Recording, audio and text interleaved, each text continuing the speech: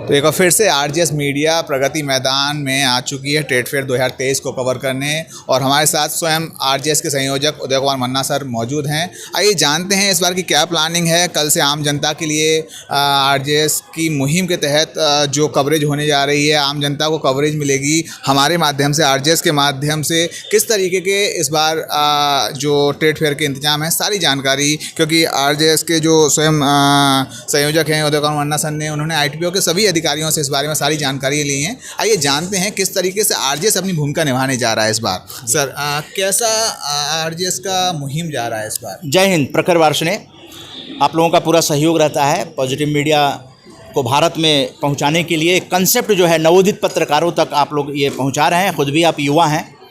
भारत का भविष्य युवाओं के हाथ में सुरक्षित है। जब भारत में नहीं पूरे विश्व में पॉजिटिव जर्नलिज्म जितना प्रमोट होगा, भारत में सुख शांति समृद्धि उतनी तेज़ी से आएगी। और चूँकि विश्वधोई कुटुंबकम है और आईटीपीओ ने इस तरह का कंसेप्ट जो लिया है, ये अपने आप में बहुत ही प्रशंसनीय है। यूनाइटेड बाय ट्रेड, सबसे बड़ी बात है कि अतीत का सम्मान किया जाए।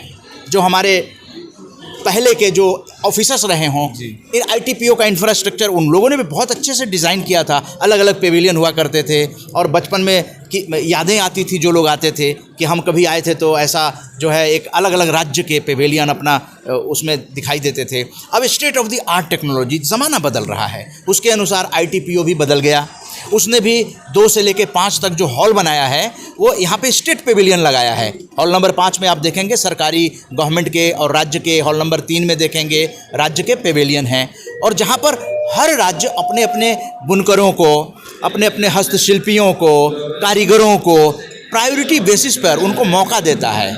और बड़े बड़े उद्योग जो हैं, बड़े उद्योग हैं, उनके भी यहाँ पर स्टॉल लगाए जाते हैं जगह जगह। और सबसे बड़ी बात है कि ये सब जो क्यों किया जा रहा है, क्योंकि एक ही छत के नीचे हमारा जो दर्शक है, मेला दर्शक जो है, वो मेले की संस्कृति को समझे। और केवल ट्रेड अगर रहे मेले में तो वो आकर्षण नहीं होता है। उसके साथ साथ आपको लजीज व्यंजनों के साथ सांस्कृतिक कार्यक्रमों का अगर आनंद मिले तो एम्फी थिएटर में हर दिन आईटीपीओ के ऑफिशियल्स ने बताया, स्वयं मीडिया सेंटर में आए थे विवेकानंद विवेक जी, जो डिप्टी जनरल मैनेजर हैं और हर साल पॉजिटिव मीडिया को समर्थन देते हैं।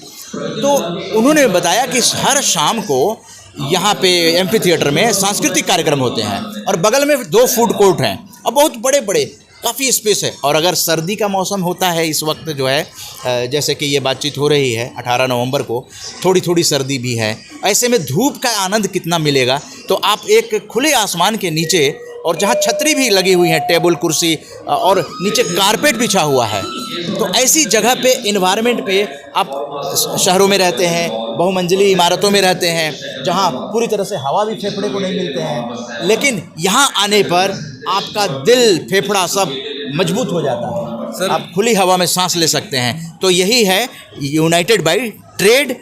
और भोजन भी लजीज, अलग अलग राज्यों के व्यंजन और सांस्कृतिक कार्यक्रम अलग अलग राज्यों के, हर दिन अलग अलग राज्यों के शाम को यहाँ कार्यक्रम हो रहे हैं। जैसा आपने कम शब्दों में पूरे एक तरीके से इस बार के ट्रेड फेयर को डिस्क्राइब कर दिया। एक चीज़ जो इस बार मैं देख रहा हूँ, चाहे आईटीपीओ की मुहिम हो, लेकिन कहीं ना कहीं मैं पिछले 4-5 सालों से आपके साथ यहाँ आ रहा हूँ। एक चीज़ इस बार मैंने देखी कि जो डिजिटल मीडिया के पत्रकार हैं वो भी कवर कर रहे हैं।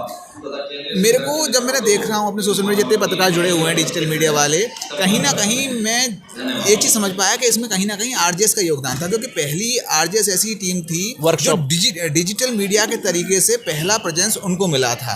क्योंकि पहले बड़े बड़े मीडिया जो आते थे, सम्मान भी मिला और पत्रकारों की एंट्री मिली, उनके कार्ड बने। वो काफ़ी अहम बात थी, क्योंकि आरजेएस के भी जितने भी पत्रकार थे उनको एंट्री मिली, और ना सिर्फ एंट्री मिली, बाकायदा कार्ड मिला। इस बार देख रहे हैं कि सभी पत्रकारों को, चाहे डिजिटल मीडिया हो, चाहे प्रिंट हो, चाहे इलेक्ट्रॉनिक हो, सभी यहाँ मौजूद हैं, और उनके माध्यम से ज़्यादा लोगों तक ये जानकारी आईटीपीओ की पहुँच रही है।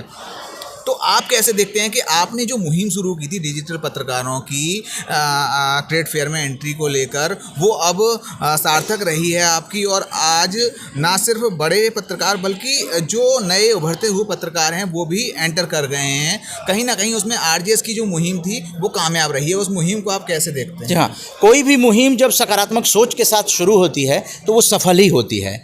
तो सकारात्मक पत्रकारिता जब करना हम लोगों ने शुरू किया तो वर्कशॉप किया, यानी डिजिटल पत्रकारों के वर्कशॉप के द्वारा उनको ट्रेनिंग दी गई। कई मारवा स्टूडियो में भी वर्कशॉप हुआ। संदीप मारवा का भी बहुत 100 पत्रकारों का उन्होंने स्पॉन्सर किया वहाँ पे, और प्रोजेक्टर के साथ वो हुआ।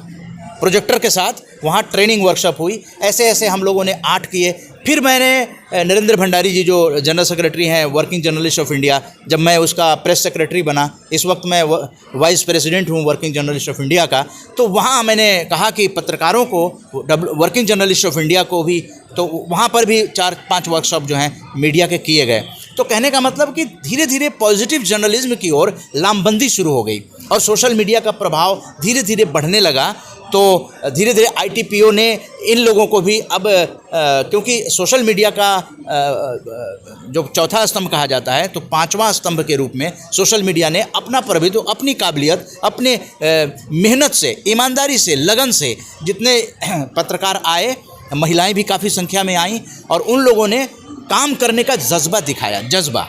तो उस जज्बे से फिर बहुत ही धन्यवाद देना चाहूँगा कि पत्रकारों को PR यूनिट जो है वो खूब सुविधाएं दे रहा है, जिससे कि वो अपनी पत्रकारिता, अपना कार्ड बनाना है, आप आइए, आप काम कीजिए। काम करने के लिए पूरा सहयोग देने के लिए PR यूनिट तैयार है। जब भी मैं गया हूँ वहाँ काफ़ी संख्या में पत्रकारों ने अपने कार्ड बनवाए और उसके द्वारा वो सकारात्मक पत्रकारिता की ओर आगे बढ़ रहे हैं। जिन पत्रकारों के पास कार्ड नहीं है वो 9 नंबर गेट, जो सुप्रीम कोर्ट मेट्रो स्टेशन है, उससे आप सुप्रीम कोर्ट का एक जो गेट है वो छोड़कर 9 नंबर गेट से मथुरा रोड जो है वहाँ से आप एडमिनिस्ट्रेटिव ब्लॉक में जा सकते हैं। 3rd फ्लोर पर PR यूनिट है, वहाँ पर आपको PR यूनिट के सभी लोग मिलेंगे और बड़े ही कोऑपरेटिव हैं। अगर मेले में जो पत्रकार आना चाहते हैं, आप 9 नंबर गेट से प्रवेश कीजिए और वहाँ आप PR यूनिट में 3rd फ्लोर पर जाइए। कोई ना कोई व्यवस्था, मेला कवरेज करने से आपको कोई नहीं रोक सकता है। और कार्ड बनवाना है तो उसके लिए जो नॉर्म्स हैं, वहाँ फॉर्म मिलता है, उसमें आपको वोटर आई कार्ड या फिर आपको पैन कार्ड सबमिट करना पड़ेगा।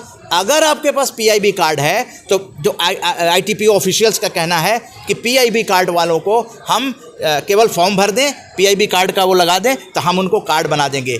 आपको यहाँ का टिकट जो है बिजनेस आवर में भी वो वैलिड होता है। इसके साथ साथ आप जनरल आवर में 14 से 27 तक आप इस मेले में फ्रिक्वेंटली किसी भी गेट से आ सकते हैं। लेकिन हाँ, ITPO ऑफिशियल्स ने ये भी बताया, और हम लोगों को पॉजिटिव मीडिया कवरेज के दरमियान और पॉजिटिव मीडिया फैमिली में जो विजिटर्स यहाँ पर आए वो बड़े खुश थे। जो बुज़ुर्ग थे 60 साल के ऊपर के, जिनके पास भी कार्ड होगा बुज़ुर्ग वरिष्ठ नागरिक का, उनकी फ्री एंट्री, ये ITPO का एक बहुत ही सराहनीय कदम है। घर में आज देखते हैं अगर बुज़ुर्गों को वो सम्मान नहीं मिलता है, लेकिन ITPO ने दिव्यांगजनों को और बुज़ुर्गों को निःशुल्क प्रवेश, और कई संस्थाएं हैं, हेल्पेज इंडिया की तरह से एक फाउंडेशन भी है जो कि बैटरी रिक्शा से उनको, व्हीलचेयर भी है यहाँ पर। तो सारी सुविधाएं क्यों? इसलिए कि वसुधैव कुटुंबकम है। वसुधा माने धरती, ये पृथ्वी ही एक परिवार है। ये सकारात्मक सोच को लेकर पॉजिटिव मीडिया हर बार समर्थन करता है। अब पहले वोकल टू लोकल, जो पिछली बार स्वावलंबन की ओर इस तरह से जो कंसेप्ट लेकर आया था, उसको भी ITPO के साथ मिलकर पॉजिटिव मीडिया ने, आप सब लोगों ने मिलकर जो है पूरा समर्थन किया था। इस बार भी हम लोगों ने बिजनेस आवर में भी पूरा समर्थन किया है। लगातार हम लोग आए, लगातार फॉरेन पेवेलियन को भी, वहाँ के भाई बहन, अफ़गान का जो ड्राई फ्रूट है बहुत ही फेमस है, और थाईलैंड का डेमोन्स्ट्रेशन कर रहे हैं। अगर आपके घुटने में दर्द है, कहीं सर दर्द है, तो आपको वो थाईलैंड का आप स्टॉल पे जाइए, हॉल नंबर 4 में, 3-4 में, वहाँ पे आपको वो लगा देंगे और आप उसको मल लीजिए। आप खुद महसूस कीजिए, मतलब इस्तेमाल करो फिर विश्वास करो। ऐसे बहुत सारे। एक और चीज़ बताना चाहेंगे, RJS फैमिली के भी स्टॉल लगे हुए हैं।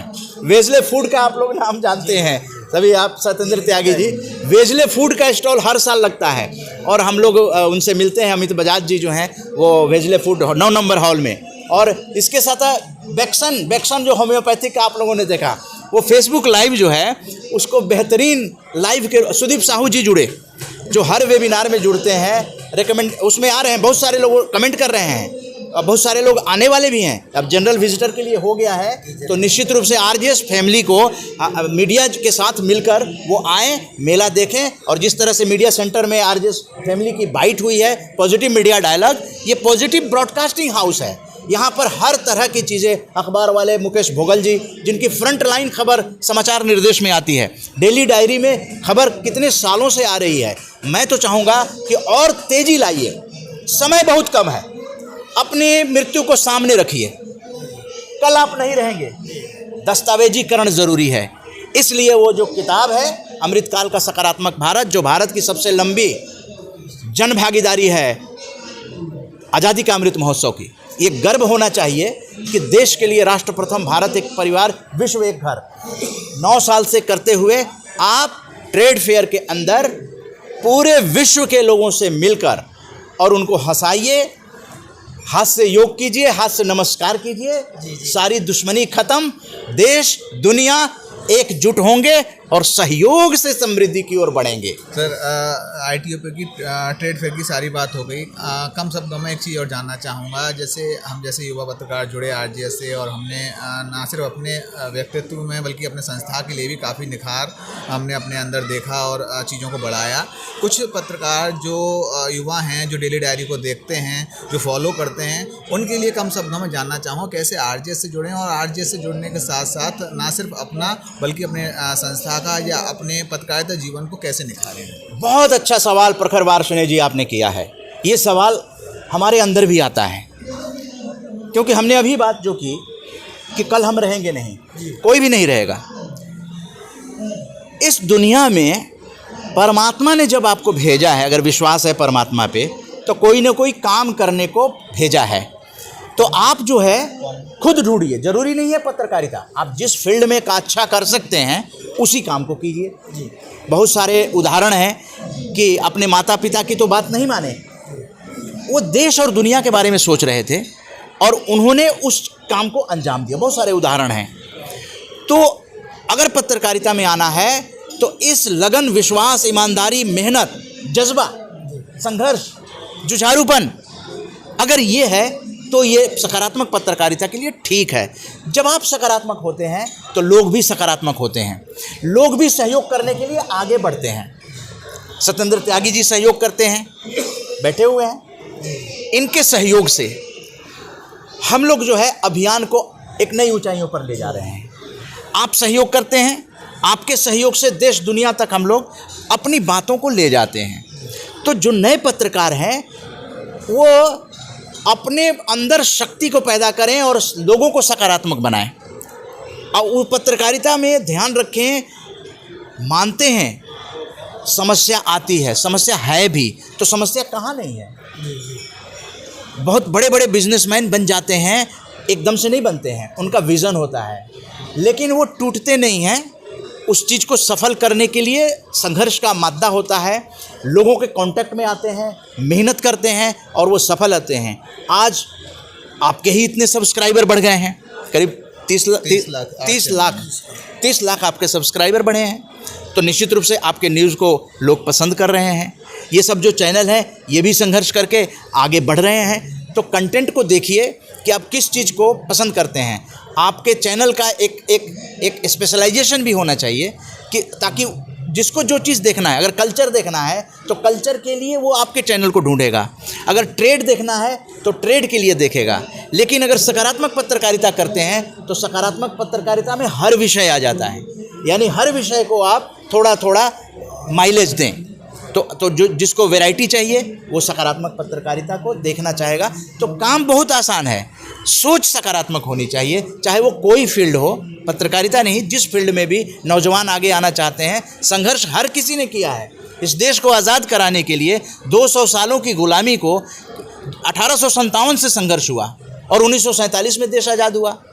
और फिर ये आज़ादी का अमृत महोत्सव जो शुरू हो गया है, आरजेएस ने भी बीड़ा उठा लिया, पॉजिटिव ब्रॉडकास्टिंग हाउस ले आए और उसको 2047 तक के लिए हर रविवार आरजेएस कार्यक्रम, वेबिनार तो है ही, फिजिकल बैठकें भी होती हैं, पॉजिटिव मीडिया डायलॉग ऑनलाइन भी और ऑफलाइन भी होती हैं। तो कहीं ना कहीं ये मैसेज जाता है। आज मीडिया सेंटर में ट्रेड फेयर की बात हो रही है, हम वसुधैव कुटुंबकम की बात कर रहे हैं। सुबह 10 बजे से ये जो यात्रा निकाली गई पॉजिटिव मीडिया की, उसमें सामाजिक कार्यकर्ता भी, मेला दर्शक भी, हास्य के एम्बेसडर भी, सभी लोग जुड़े, जी, पत्रकार जुड़े, संपादक जुड़े मीडिया सेंटर में, सबके पॉजिटिव मीडिया डायलॉग हुआ, आरजेएस पीबीएच ने किया। तो हमारे अंदर एनर्जी होनी चाहिए, उस एनर्जी से सफलता निश्चित रूप से मिलेगी। तो धन्यवाद सर। तो हमारे साथ उदय कुमार मन्ना सर थे, जिन्होंने ना सिर्फ ट्रेड फेयर के बारे में बल्कि आरजेएस को पूरा डिस्क्राइब किया, बताया कैसे आरजेएस के साथ ना सिर्फ जुड़कर भारत को बढ़ा सकते हैं बल्कि अपने भविष्य को भी निखार सकते हैं। धन्यवाद। जय जय हिंद।